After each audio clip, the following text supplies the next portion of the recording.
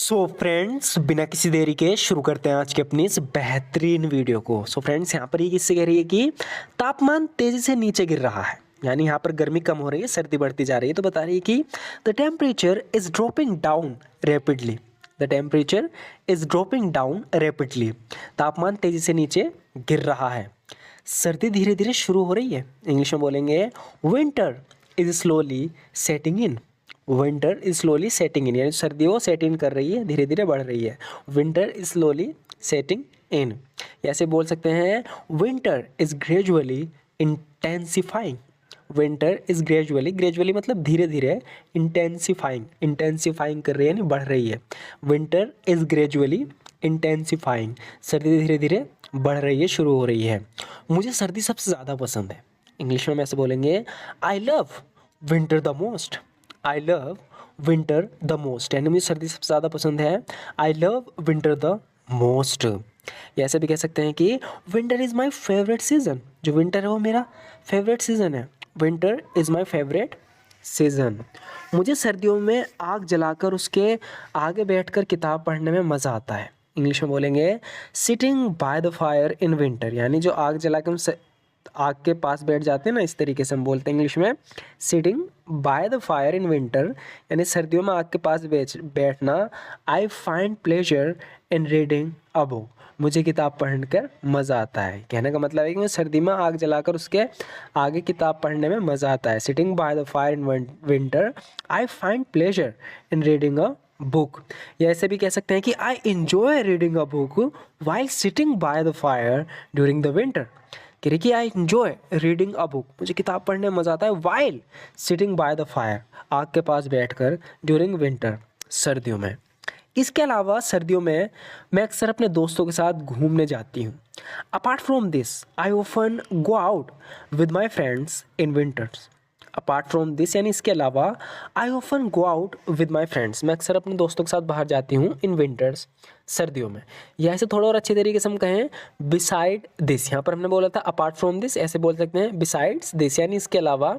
आई frequently hang out, मैं अक्सर hang out करती हूँ विद माई फ्रेंड्स, अपने दोस्तों के साथ, during the cold season. Cold season मतलब सर्दियों में। तो यहाँ पर ये बता रहे हैं कि बिसाइड्स दिस, इसके अलावा, आई फ्रिक्वेंटली, फ्रिक्वेंटली यानी बार बार, हैंग आउट करती हूँ। हैंग आउट में घूमना, विद फ्रेंड्स, दोस्तों के साथ, ड्यूरिंग द कोल्ड सीजन, सर्दियों के सीजन में। हालांकि सर्दियों में मैं ज़्यादातर समय घर के अंदर ही बिताती हूँ। Although I spend most of my time indoors during winters. Although I spend most of my time indoors during winter, हालांकि सर्दियों में मैं ज़्यादातर अपना समय घर के अंदर ही बिताती हूँ। Although I spend most of my time indoors during winters. या ऐसे भी कह सकते हैं कि winter allows for spending time with family at home. सर्दियों में क्या होता है कि इंसान को टाइम मिल जाता है कि वो अपने घर वालों के साथ समय बिता सके। विंटर अलाउ करता है, यानी समय देता है, मौका देता है, फॉर स्पेंडिंग टाइम, समय बिताने का, विद फैमिली, परिवार के साथ, एट होम, घर पर। सर्दियों में कोई भी हॉबी शुरू करना आसान होता है। यहाँ पे हम कह रहे हैं कि सर्दियों में हम थोड़े खाली से रहते हैं, तो कोई भी हॉबी हम अपने घर पे शुरू कर सकते हैं। इट्स ईजी टू पिकअप, यहाँ पे हम पिकअप का यूज़ कर सकते हैं। It's easy to pick up a new hobby in the winter season. It's easy to pick up a new hobby in the winter season, यानी सर्दियों के सीज़न में हॉबी शुरू करना आसान होता है। ये बता रहे कि पिछली बार सर्दियों के समय मैंने गिटार बजाना सीखा था। Last winter I learn to play the guitar.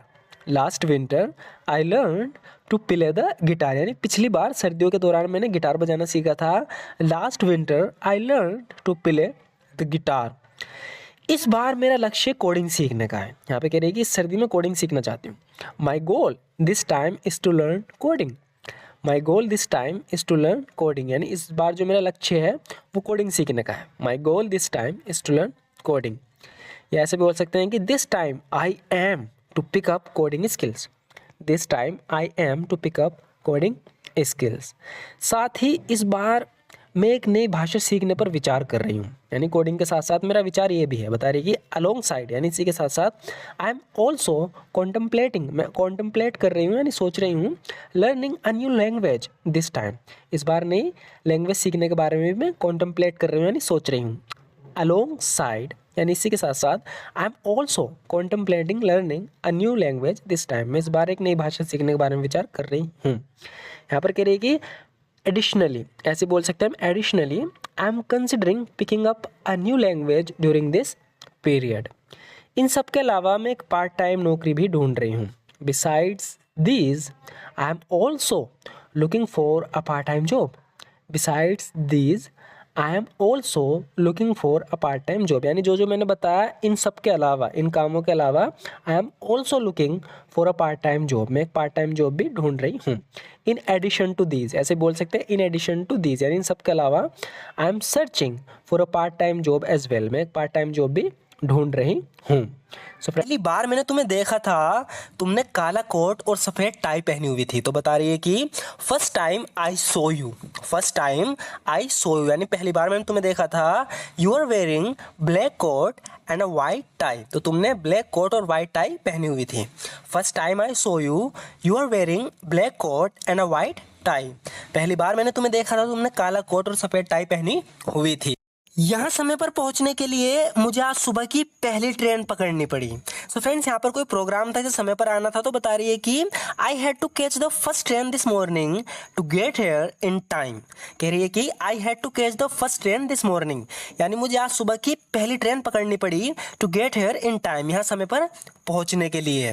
पहली ट्रेन पकड़ने के लिए मैं आमतौर के मुकाबले सवेरा उठी थी। बता रही है कि पहली ट्रेन पकड़ने के लिए आमतौर के मुकाबले में सवेरा उठी थी, सो के। तो इस इंग्लिश में बोलेंगे I got up earlier than usual. Earlier than usual का यूज होगा यहाँ पर। I got up earlier than usual in order to catch the first train. In order to catch the first train मतलब पहली train पकड़ने के लिए। In order to का यूज हुआ है यहाँ पर के लिए। I got up earlier than usual, यानी मैं आमतौर के मुकाबले सवेरा उठी in order to catch the first train, पहली ट्रेन पकड़ने के लिए। ये जगह रात में काफ़ी अलग दिखती है, तो यहाँ पर पहली बार ये रात में आई है, तो इस जगह को देख के कह रही है कि this place looks different at night. This place looks different at night, यानी ये जगह रात में काफ़ी अलग दिखती है। This place looks different at night. मैं यहाँ पहले कभी रात में नहीं आई, यहाँ पर आई तो थी लेकिन दिन में आई। बता रही है कि मैं यहाँ पहले कभी रात में नहीं आई। इसे इंग्लिश में बोलेंगे I have never been here at night before. I have never been here at night before, यानी मैं यहाँ पहले कभी रात में नहीं आई। I have never been here at night before. ऊबड़ खाबड़ सड़क पर कार चलाना मुश्किल होता है।